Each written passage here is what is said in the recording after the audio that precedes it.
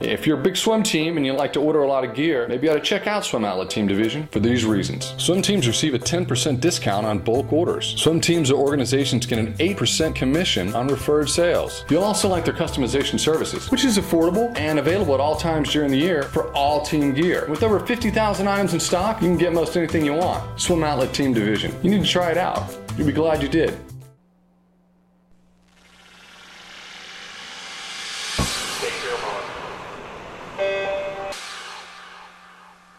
This is the Morning Swim Show for Tuesday, March 5th, 2013. I'm your host, Jeff Cummings.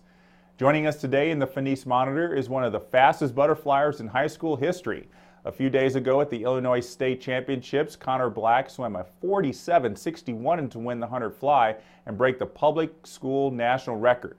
Joining Connor today is the head swim coach at Mundelein High School just out of Chicago, and that's Rahul Sethna. Guys, good to see you. How are you today?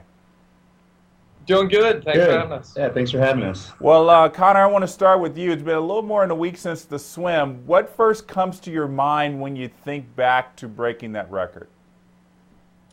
Remember hitting the wall, and there was like a second time delay where, you know, between when you hit the wall and when the board actually shows your time, and it was pretty quiet before you just kind of heard a roar, and then I remember just looking at my parents and everyone in the stands and stuff. Yeah, I've had that happen to me before, where the scoreboard doesn't show the time right away. It feels like it's 5 minutes, even though it's like a second. Mm-hmm. So I also want to mention that you won the 50 free as well. You swam a 1980 in prelims, which is extremely fast. Now, that 50 free and 100 fly, they're almost back to back. So how are you able to recover from the 50 and prepare for that 100 fly? You know, you just kind of do it. It's a lot easier on Saturday as opposed to Friday because you got a long diving session. After that, you get a warm up. So it's not terrible. About how long did you have between the 50 and the 100 fly? On Friday or Saturday? On Saturday. Probably an hour. Yeah, a little more than an hour. Okay. Yeah, it was nice. Yeah, that is a nice break, and you don't need much warm down after a 50 free. Yeah. Rahul, how do you train Connor to be able to handle, like I said, even though it is an hour, it's still kind of a quick turnaround for a championship meet. How do you train him to be able to handle that kind of a workload at a championship meet? You know, I think, we kind of knew all season that Connor was going to be in the 50 free and the 100 fly, and so that kind of mirrors all of our Saturday invites and things. So, a lot of it, in all our Saturday meets, he had less rest probably than he did at State, so he just had to get used to the turnaround. In terms of training, I think it's, we did a lot of speed and a lot of active recovery and things, and I think that, that ended up, solidifying what all his talent that he had. So I think it was, we just did it over and over again, and then we knew Saturday he'd have a lot of rest. And I understand that getting pool time was one of the big challenges this season. Yeah, a lot of bus rides early on in the season. And winter break was pretty interesting. Tell us what was going on in terms of trying to be able to find a place to train. We trained at a YMCA pool about a half hour away, and so bus rides there, bus rides back. Sometimes in the mornings on Tuesdays and Thursdays, we went to another local high school that gave us pool time. So I don't know. It wasn't as bad as I really thought it was going to be. And just kind of as a team, the bus rides weren't bad. They were pretty fun. We sang songs and stuff. Yeah, I think I think the worst days were, the guys had to be there at 5:15 in the morning, and we'd get bused to a neighboring high school to about 7 a.m. Then we'd come back to go through school. After school at 3:30, they get bused again to our YMCA training facility because their pool was being renovated. We get there about 4:05. We'll be in the water at 4:15. Get out at 6. get bus back at 6:30 at night, and then we'd lift from 6:40 to about 7:30. So I think those days were kind of hard. And then with Christmas break doubles, it was, we go in the morning from 8 to 10, and then, we had to take a bus ride home, and then we had to turn around and have weights, and then we had to come back, so they had probably like 3 hours off. So Christmas break probably wasn't a fun time for them. Well, it's all been worth it, I'm sure, Connor. When you look back, it's like all those early mornings, they were nothing. Yeah, I mean, I honestly don't remember too much of it. I was probably just pretty tired, or I don't know. Yeah, it's probably good that you were busted and you didn't have to drive in yourself. Yeah, that's the best part. You drive to the school, but then like you get like that long bus ride to kind of mentally prepare yourself to get in a really cold pool. And so, Coach Rahul, you're saying that the pool at Mundelein is getting renovated. Is that right? And we just finished in January. It was a year-long renovation. We had a 6-lane and separate diving wall, and we squared it out, turned it to 10 lanes. And so, for swimming, we have 8 lanes, all deep, with the worst competition lanes, turn and dive in 7. And so, because we have a strong water polo program too, so now we can have an 8-lane water polo facility, as well as 8 lanes for swimming. So we got back in the pool, I think, January 21st, so we had a month in our pool before state. Yep.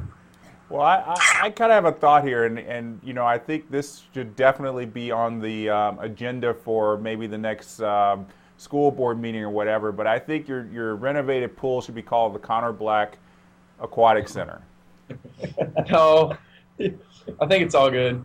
No, they've had pools named for pretty well accomplished swimmers, and Connor, you're one of the fastest in history now. I think it's the least that the high school can do. It's really fine. That's all right. Wayne Arbatini. Yeah.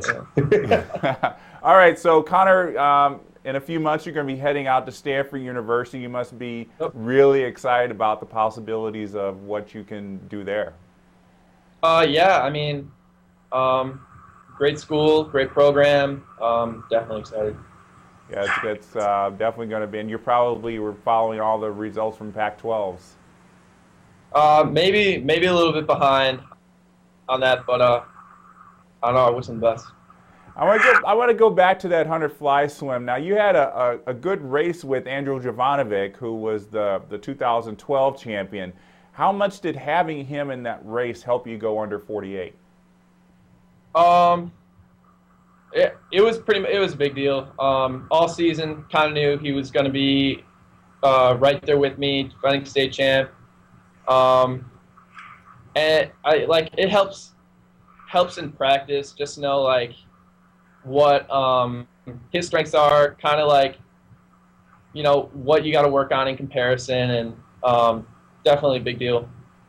And Rahul, what does it mean for you as a coach to be able to know that you have now guided one of the fastest high school swimmers in history?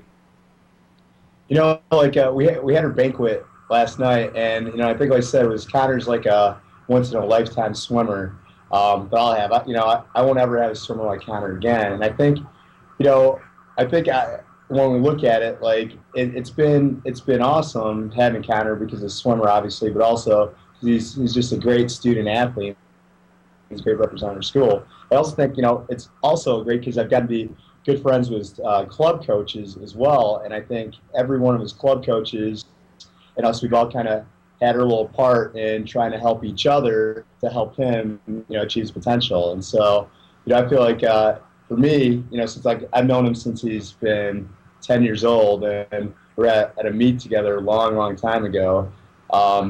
And so it's great to see him, develop through the years and turn into the student athlete that he is, and also watch him, explode on the club scene too in USS. Well, don't say he's a once-in-a-lifetime opportunity. You just may see another Connor Black in your coaching career. Never count that out. True, but like as I said yesterday, it's maybe speed-wise, but I don't think I don't think people know about Connor the academics and just the leadership and everything else that he's brought to our team. I think that when we put that combination together, that for me, that's gonna be hard to like even match a main swimmer because he's a total package. All right, Connor, so you're going back to Cat's aquatic team now, doing some USA, getting ready for the long course season and whatnot. So when are we going to be seeing you next in the race pool? I'm racing tonight and this weekend in senior state, but then it's on to water polo season. Oh, so you're a water polo player too. That might they might be knocking on your door at Stanford to help them out with their water polo team. I think there's already a kid, recruit my age. He's gonna. I think his plan is to swim freshman year, but then like the remainder of his years, I think he wants to play water polo too. So I don't know. Join him maybe. I don't know. Matt Biondi did it, and you look how he did in the pool. So there are a lot of dual sport athletes who did very well. So don't count it out. Of course. All right, guys. Well, thanks so much for joining us, Connor. Congratulations on the swim, Rahul. Congratulations to you as well on a great season, and we look forward, Connor, to seeing you not only this summer but the next 4 years at Stanford. Cool. Thank you. All right. Thank you very much. All right. See you later, guys. See you later. See you. All right, so that was National High School record holder Connor Black and his coach Rahul Sethna joining us in the Finis Monitor, and that will do it for today's edition of the Morning Swim Show.